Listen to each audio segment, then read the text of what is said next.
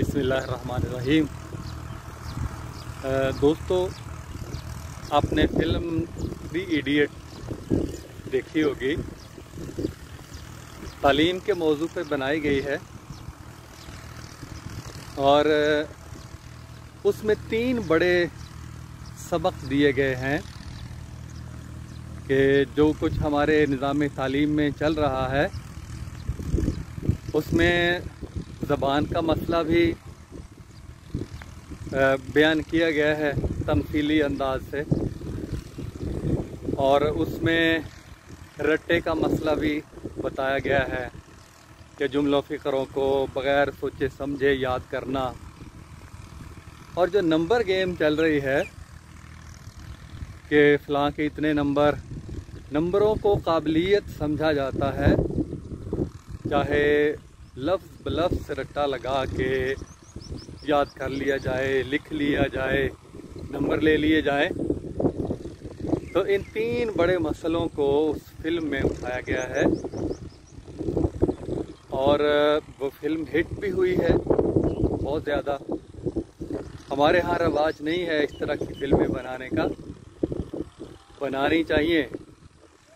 और जो कुछ ख़ास तौर पे गुज़श्ता 20 सालों में हमारे यहाँ रवाज पनपे हैं, बल्कि निज़ाम को जिस नहज पे लाकर खड़ा किया गया है उस पर एक नहीं कई फिल्में बन सकती हैं, कई ड्रामे बन सकते हैं, लेकिन किसी की तवज्जो इस तरफ नहीं है। हालांकि नए मौज़ूआत तलाश करके उनके ऊपर उनको फिल्माया जा सकता है। जो मसाइल हैं, हकीकी मसाइल, उनको उजागर किया जा सकता है।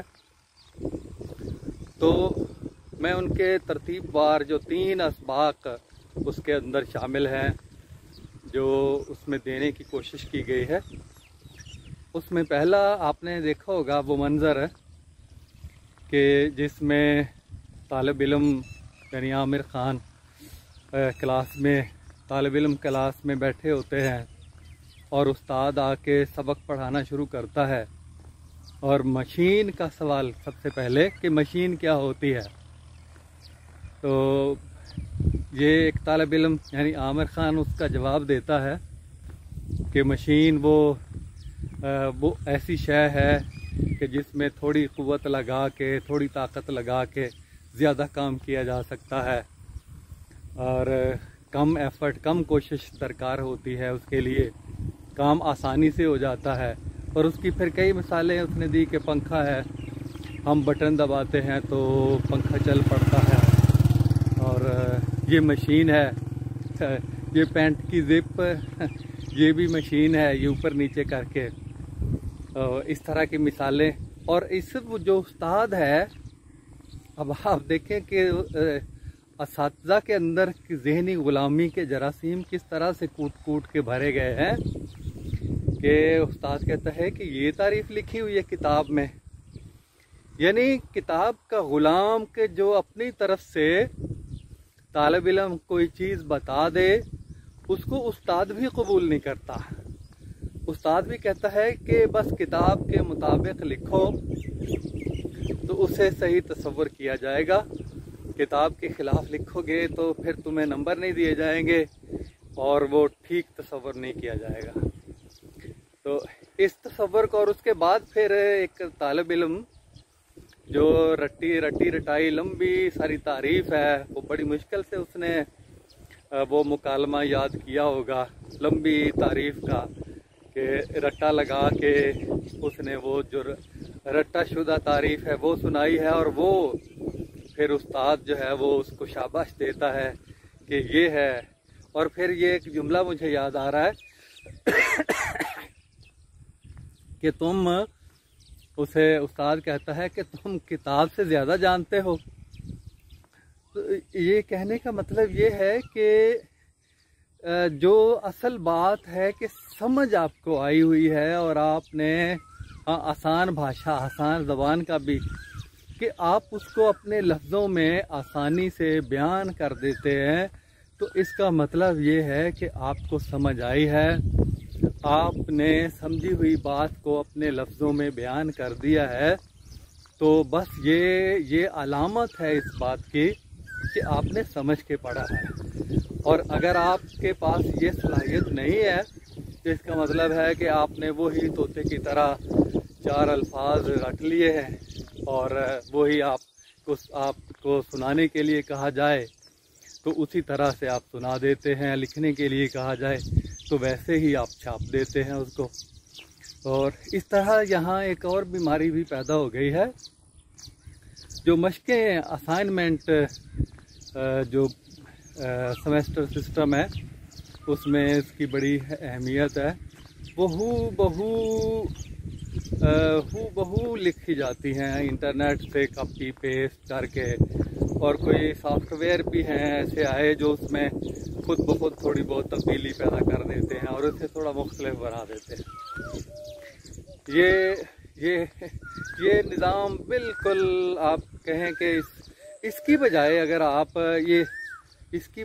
आप खुद किसी किताब को पढ़ना शुरू कर दें, और मैं कहता हूँ मेरा मजमून कोई और है, तबीयात है, फिज़िक्स है, और मैं हयातियात पढ़ना शुरू कर दूँ, अंग्रेज़ी से मैं एक जुमले का, फ़िक्रे का जो लुगात हैं उनको देख के तर्जुमा करना शुरू कर दूँ, तो मैं बड़े अच्छे तरीके से उस पैराग्राफ को, उस सबक को समझ जाऊँगा।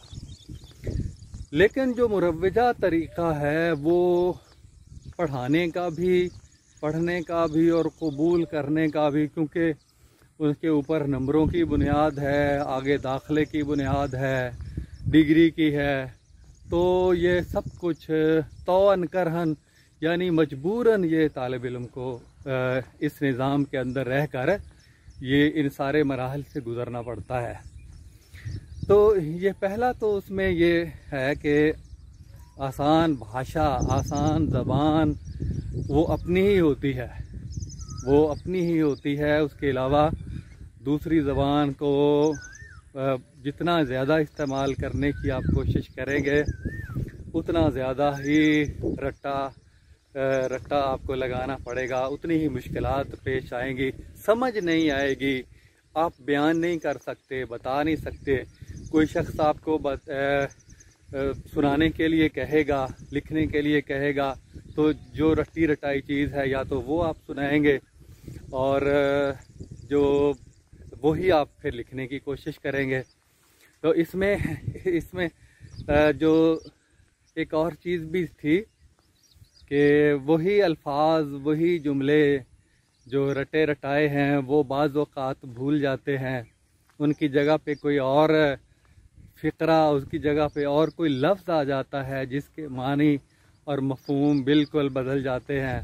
और आदमी की ये रट्टे की आदत इतनी पुख्ता हो चुकी होती है कि तो एक ही लफ्ज़ पर इक्तफ़ा करता है, और वो नहीं आता तो समझें कि वो कोई दूसरा लफ्ज़ बोलेगा जिसके मानी और जिसका मफ़हूम बिल्कुल ही बदल चुका होगा। तो आपने देखा कि वहाँ पे जब तकरीब के लिए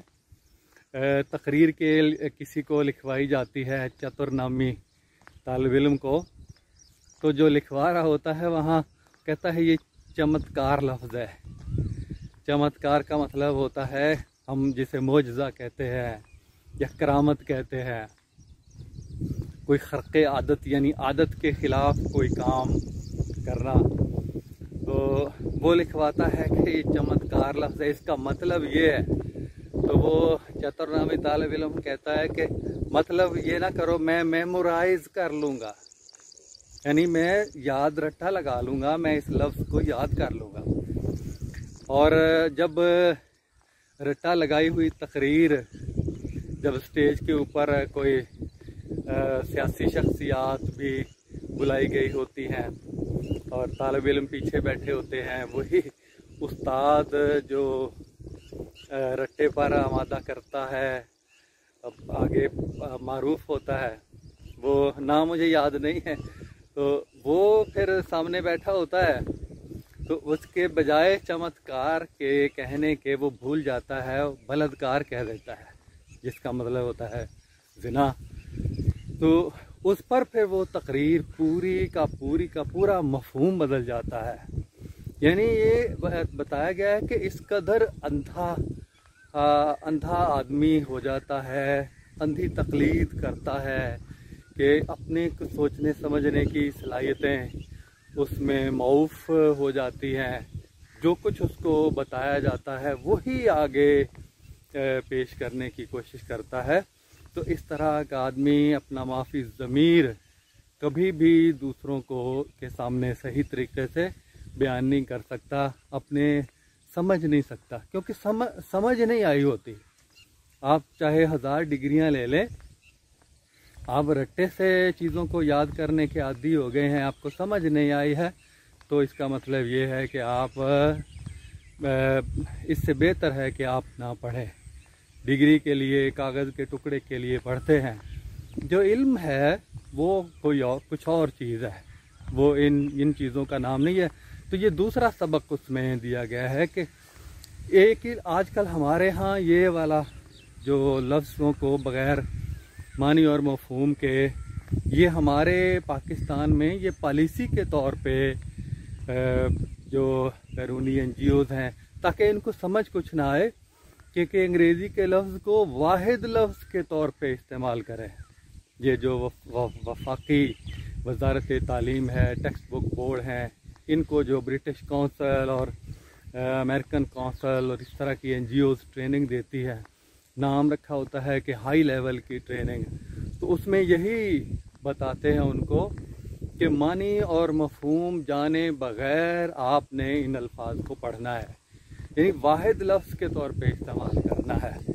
तो ये रट्टे की यहाँ से इब्तदा होती है। ये बुनियादी मकसद ही उनका ये होता है कि मतन समझ ना आए, जो चीज़ लिखी हुई है वो तालिब इल्म सिर्फ़ और सिर्फ उसको याद रखे, रट्टा लगा के याद रखे।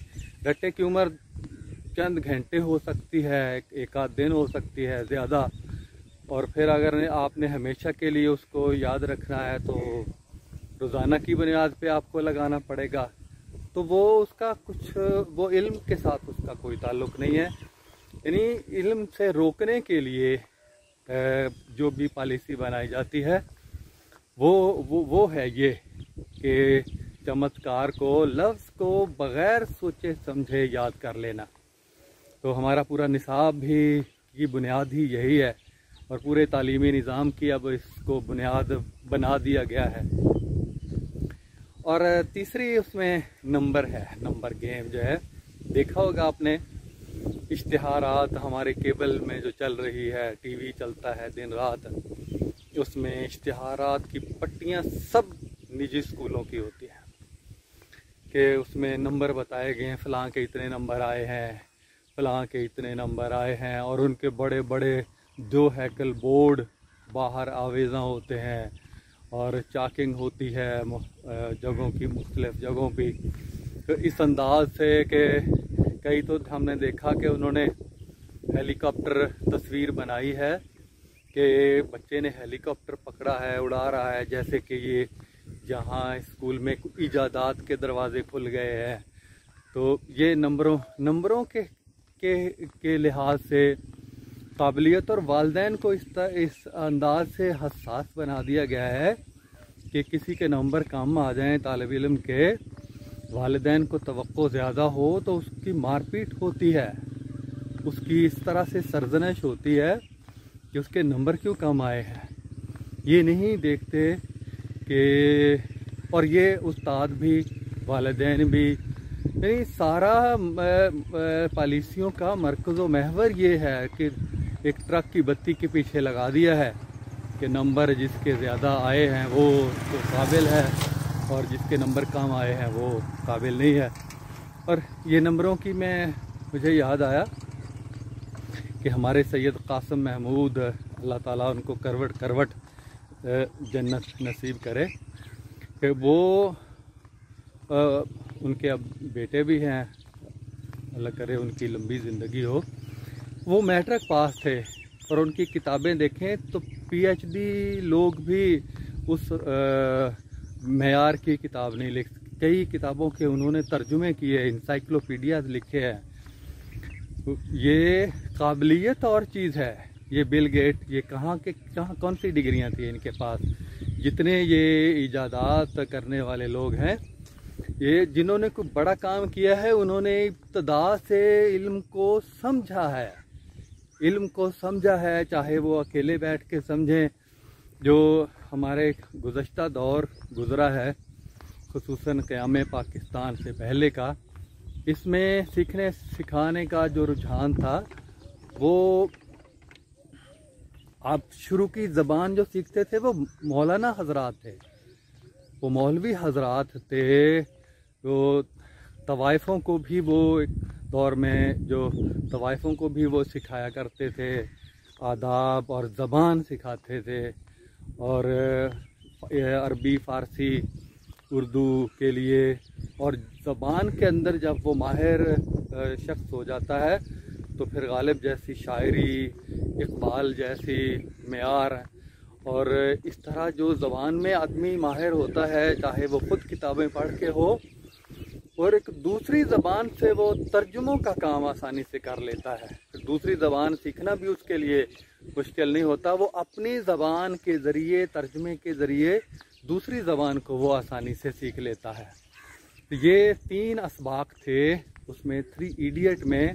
अल्लाह करे कि हमारे लोगों को भी ये होश आए कि इस तरह के हमने भी काम करने हैं। और हमारी वजारत तालीम ने जो 2-4 दिनों से जो एक और शोशा शुरू किया हुआ है कि अब नए सिरे से इंग्लिश मीडियम का भूत, ये शफ़क़त महमूद और उसकी टीम जो है वो साम्राज्य मकासद को पूरा करने के लिए वो ये उनके जो पॉलिसी, जो चिट्ठी है, उनकी हुक्मनामा आया है, उसमें ये तीनों निकात हैं। तीनों निकात गौर से उनको पढ़े ना, ये कूट कूट के भरे हुए हैं कि इनके गिर्द ही वो घुमाना चाहते हैं कि आइंदा का निज़ाम तालीम सारे का सारा निसाब इसी तरह का हो, जिसमें तालिब इल्म आँखें बंद करके बस 4 अल्फाज रट लें, उसके बाद पल्ले सलाहियत नाम की कोई चीज़ ना हो।